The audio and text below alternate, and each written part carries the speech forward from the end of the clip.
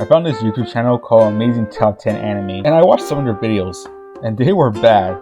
The ones I saw were Anime Girls Stronger Than You Think, Worst Things About GT, and Anime Fighters Stronger Than Goku. I'm okay with most top 10 channels, but this channel made me so frustrated, and it's probably because you're not dealing with the average degenerate.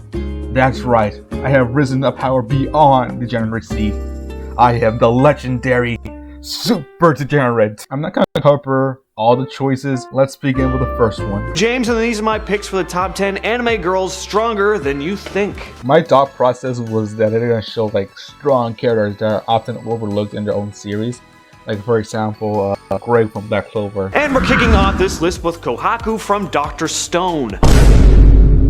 So it turns out this video isn't about strong female characters who are overlooked in their own series. No, it's actually about underrated female characters from underrated series, right? This is Nami from One Piece. So I'm going to skip it to number 1, and here's the other choices if you're curious. And it's Sakura from Naruto at the top spot on the list. His character gets so much hate it isn't even funny. So a lot of people don't know this, but the hate for Sakura is quite understandable. The reasoning behind putting Sakura number 1 is that she fought an Akatsuki member, and she helped Naruto and his boyfriend during the 4th grade ninja war. It looks like I've finally caught up to the two of them. What did she say? Oh my god! Not the cow. James, and these are my picks for the top 10 worst things about Dragon Ball GT. When it comes to Dragon Ball GT, I understand why people don't like GT, and that's mostly because of it has bad pacing, ton of beloved characters don't have enough screen time, or that they had really cool idea, but it was never executed good. Like for example, you had the Sail Dragons were like really cool, but you won't believe what they have in this list. It's really ridiculous. This list is how GT seems to ignore previously established rules in the universe. Like, Vegeta's hairstyle being different, for example, even when he stated very clearly in DBZ that Saiyan's hair doesn't change. Now this one really isn't a huge deal to me, to be honest. That's why it's, number 10 on the list. Hello, Alfonso. I require a new do. One that screams, "Do not get near my baby girl." Oh, of course, Miss Vegeta, I gave you the perfect haircut. Here you go.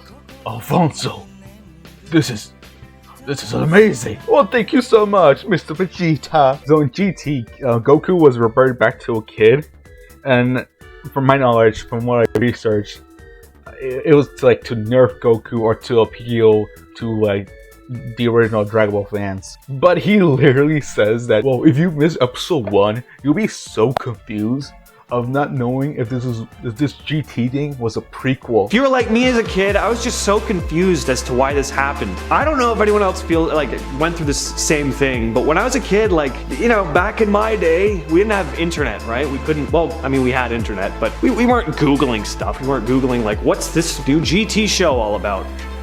And if you happened to miss the first couple episodes of this show, you would have been pretty confused as to what was going on, like I was. Which I find really funny, because if you're watching the opening, the Japanese version literally shows Goku turn back to a kid. And in the American version, it also tells you that Goku's being reverted back to a kid. Step into the Grand Tour, Dragon Ball GT. Step into the Grand Tour, a brand new adventure begins. Another challenge for Goku and his friends. Now he's a Saiyan strong. Bila makes him a child again. The Dragon Bro is skipping openings. You should not be skipping anime openings. One of the other things he said was that Dragon Ball GT didn't provide anything new. I mentioned earlier the Black Star Dragons. That was a really cool idea. Even my friend and I want to see that in proper canon, because that's such a cool idea. He also has the audacity to diss one of the best characters in all of Dragon Ball's history, the Power. I said power, god damn it. I'm on that Chainsaw Man grind set, Power Brothers. I wanna call you Daisy, I wanna make you crazy, I wanna color code your world with beige and blue, I wanna dye your hair green, I wanna... These are my picks for the top 10 overpowered anime fighters stronger than Goku. So we're kicking off this list with Ryuk from Oh yes, Ryuk, my favorite anime fighter. Y'all remember when Ryuk was using the Spirit Apple, or when Ryuk and Light were using the Kamehameha Mama to defeat Perfect L? Or when Ryuk unleashed his Bunkai to defeat Hao, so he can get the 6 Jin badges, so he can defeat All Might and his Digimon, the Blue Eyes White Dragon, during the Chonik exam, in order to find the One Piece. The One Piece is real! I'm not really a huge fan of Dragon Ball, but after watching that video, I feel like I had to defend my client, Son Goku. Do you know that you have rights? The Constitution says you do. So do I. And I believe that until proven guilty, every man, woman, and children in this country is innocent. First of all, I'm going to give them credit for actually having really good, solid choice. Except for Ryuk and Grand Zeno, those are not anime fighters. Like always, their reasoning is just bad. For example, they say that Alucard will win because Alucard's like healing factor is ridiculous, which is kinda true, but also not at the same time. See, Alucard has stocked up on 1-ups throughout the years, but he can run out of them. Also, if Goku can like defeat him, he can just seal Alucard away.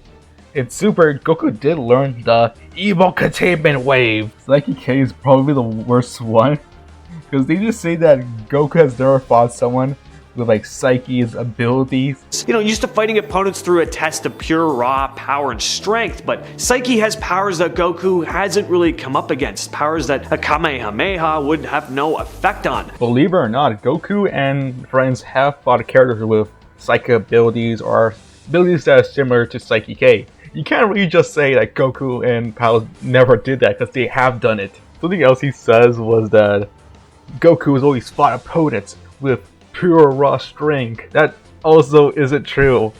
I know this might sound weird, but Goku is not a dum-dum. I know, like he's not book smart, but he does use his brain from time to time. I have a problem with Golden Experience Requiem on this list, mainly for the fact we just don't know what it can't do. We know it's a powerful stand, we know it can put you in an infinite loop. And that's pretty much the simpler way to describe GDR without making it sound very confusing. So yeah, that's amazing top 10 anime. So far, I am not a fan of them. I'll see you guys next time.